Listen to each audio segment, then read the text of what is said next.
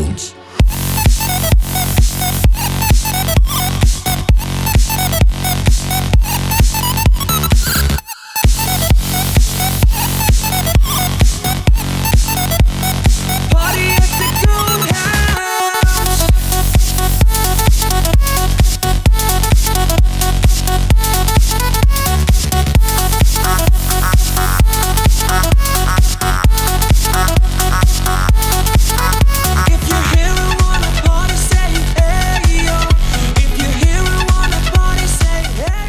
Continuamos con Sonar Relax. Sigo en compañía del profesor y periodista Adelfo Solarte, quien nos está hablando referente a los sismos y a diferentes problemáticas que tenemos en nuestro estado y en nuestro país. Súper importante lo que hablamos en la sección anterior, referente a que debemos hacer un equilibrio entre informar, pero no alertar, pero que las personas al mismo tiempo, pues sí estén atentas, que no se asusten, que no se precipiten, pero sí atentas a cualquier cosa que pueda realizar, que yo sé que si este equilibrio se llega a lograr, pues muchas cosas cambiarían y muchas cosas se evitarían, ¿no es así? Claro, tal como lo estás explicando es.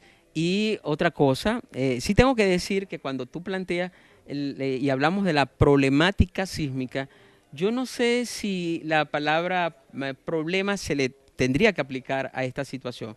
Que en un país hayan sismos o que hayan lluvias, etcétera, eso no es en verdad un problema. Por ejemplo, vamos a poner los ojos sobre Chile.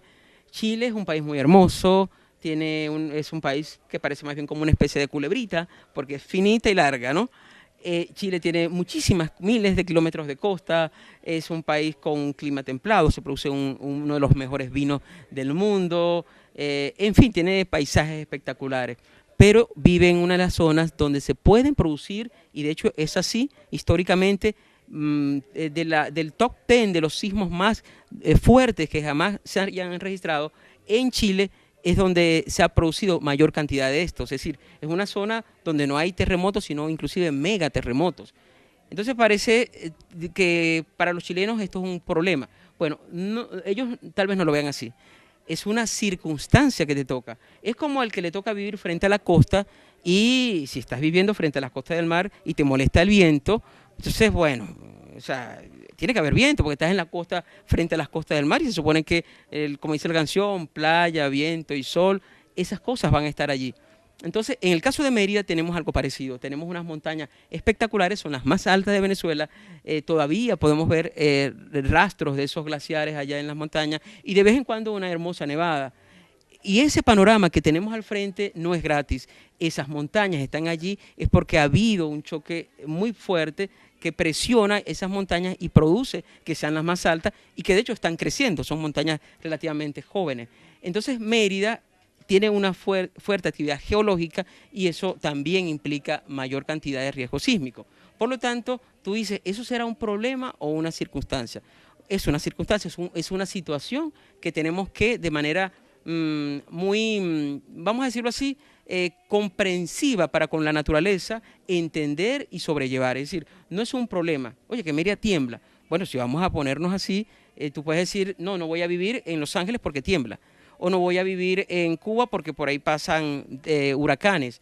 No voy a vivir en, qué sé yo, en Japón porque tiembla demasiado. O no voy a vivir en tal parte porque llueve mucho. O en Irán porque no llueve. Es decir, o sea, no vamos a estar nunca satisfechos. Entonces, en general, lo que tenemos que hacer es comprender las circunstancias naturales que nos proveen unas ciertas condiciones, y en esa comprensión es que nosotros podemos establecer un buen diálogo con la naturaleza. Es decir, si comprendemos que Mérida que ella se mueva o no, nosotros decimos, uy, Mérida sí tiembla, qué horrible.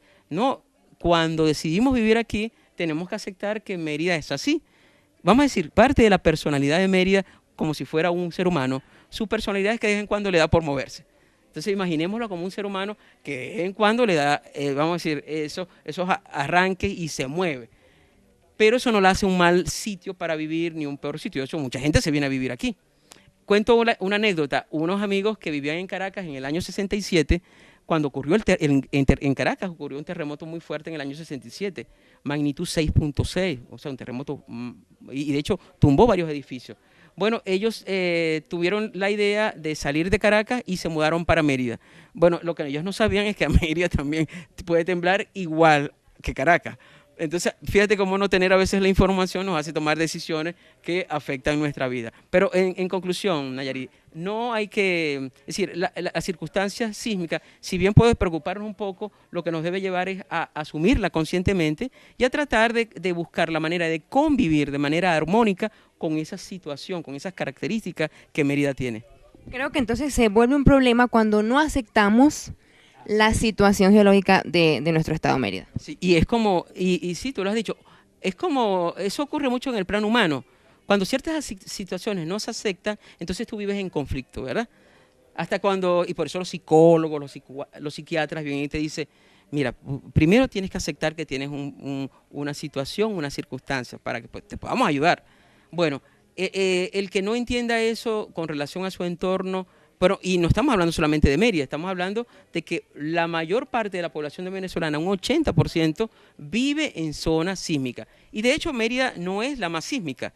En Venezuela la zona más sísmica es el estado Sucre, con Cumaná a la cabeza. Es decir, si alguien dice, no, yo me voy de Mérida, definitivamente, porque a mí me da mucho miedo los terremotos y me voy a mudar para Cumaná, para la playa, pues está tomando una decisión incorrecta, porque resulta que allá las posibilidades de que ocurra un terremoto mucho más fuerte que Mérida son concretas. Es decir, ¿por qué? Por el tipo de lugar donde está, la falla del Pilar que corre por esa zona y por la cercanía hacia el cruce de las placas sudamericanas y del Caribe, hace que en Cumaná se hayan registrado sismos muy potentes. Por lo tanto, fíjate como un detalle entonces, ¿para dónde me voy? Bueno, busca dónde vivir. Mucha gente ahorita por la circunstancia del país se está yendo para otros países. Estos compañeros venezolanos, estos hermanos venezolanos que se van para otros países, debieran también comprender las circunstancias. Muchos amigos se han ido a Chile. Los que se van para Chile, si no saben que van para el país que registra los sismos más fuertes de la historia, pues se están yendo como con los ojos cerrados. No es que no se vayan a ir, sino que eso lo tienen que saber. Y de esa manera, bueno, van a tener una mejor relación, no solamente con los chilenos, sino con el espacio físico chileno. Creo que es allí cuando las personas, pues antes de irse, como lo decían, pues deben investigar, deben averiguar, y ahí empieza el trabajo del medio de comunicación, tanto los periodistas, tanto los medios impresos, los medios por internet, que deben tener una información totalmente clara, que sea verdadera, que sea totalmente ética, para que las personas pues sepan en realidad lo que es. No hay como otras personas que pues dicen cosas que no son y pues las personas creen, porque pues el ser periodista, el ser un medio de comunicación pues es o sea, mover todas las masas que nos están viendo, que nos están escuchando, y por eso es importante tener muy claro, tener mucha conciencia al momento de dar algún tipo de información, como en este tipo de casos de factores de riesgo, tanto en nuestro país como a las personas pues que se están yendo, ¿no? Sí, así es. Y otra cosa que hay que decir, Nayarit, amigos que nos están viendo, con respecto a este tema, es que yo siempre aprovecho estas posibilidades a ustedes en Zona Relax, que amablemente dan esta posibilidad de contacto y de conversación con los merideños, de decirles que, bueno, que vayamos quitando de nuestro vocabulario unos ciertos conceptos que no nos ayudan en esa buena relación. Es como si tú dijeras, bueno, yo quiero tener una amistad con alguien y te la pasas, cada vez que lo ves le dices un sobrenombre grosero o ofensivo. Entonces, para empezar, no lo llames así si quieres tener una buena relación. Bueno, en este contexto, una de esas expresiones que no deberíamos decir es, por ejemplo, desastres naturales. Los desastres no son naturales. Sé que la tendencia, porque lo vemos mucho en la prensa y nosotros los periodistas siempre andamos que sí, los desastres naturales, y realmente los desastres no son naturales. Los desastres, volvemos, lo que llamamos desastres a veces son los eventos. Por ejemplo, el terremoto, cuando hay un terremoto, cuando hay una lluvia, cuando hay un huracán, ellos no son desastres, ellos son fenómenos naturales. Entonces tenemos que llamar a la naturaleza, decirle eventos naturales, fenómenos naturales, y tú dices, pero ya va, pero un terremoto, claro que es un desastre. Bueno, si hay gente, sí. Es decir, una lluvia, si no hay nada donde llovió, y ocurrió un deslave o el agua se metió por las matas y ahí no vive nadie, ahí no va a ocurrir ningún desastre, que era lo que ocurría cuando los seres humanos no estábamos sobre la Tierra. Los desastres, entonces, para que exista un desastre, se necesita que haya el factor humano presente y somos nosotros en ese mal convivir con la naturaleza los que podemos crear desastres. Por ejemplo, tú inclusive puedes vivir en una zona donde tiembla mucho y no tener problemas de desastre, como por ejemplo han intentado los japoneses. Lo que pasa es que en Japón tiembla demasiado fuerte. Pero por ejemplo, una ciudad puede ser muy segura frente a los sismos. Hay la tecnología para construir de manera segura, hay la normativa para ubicar, ya tú tienes estudios. Mérida, por ejemplo, próximamente va a tener un estudio de microzonificación sísmica, va a ser entregado por Funvisi, donde nos va a decir, bueno, sí, la ciudad de Mérida es sísmica, pero mira, aquí en lo oscuro tiembla de esta manera, aquí por el centro lo hace de esta otra, por la cuenca del Chama es otro el comportamiento. Y en función de esos pedacitos de terreno, por eso se llama microzonificación, entonces tú dices, bueno, la mejor manera de construir, por ejemplo, acá en el centro puedes poner un edificio a lo mejor alto. Antes se decía, no se construye nada alto. Hay sismos que se comportan peor cuando le pones un edificio bajito abajo y lo tumba. Y más bien le pones uno alto y no. Entonces tú tienes que saber la zona donde estás construyendo, pero también tienes que saber el tipo de construcción. Bueno, toda esta información, si tú la manejas, podrías convivir de mejor manera. Por lo tanto, cuando hay un movimiento telúrico, no necesariamente hay un desastre. Es decir, una lluvia no tiene que ser un desastre. Un derrumbe, un deslave no tiene que ser un desastre.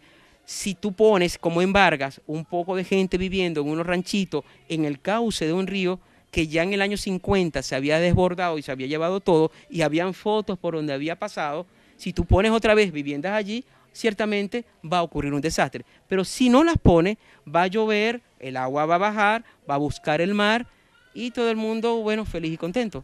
Pero así, lamentablemente, no lo estamos haciendo bien. Entonces, no hay desastres naturales. Por eso se le dice más bien desastres socio-naturales, es decir, porque la parte humana, la parte social, es la que debe estar presente para que se activen estos procesos de desastre.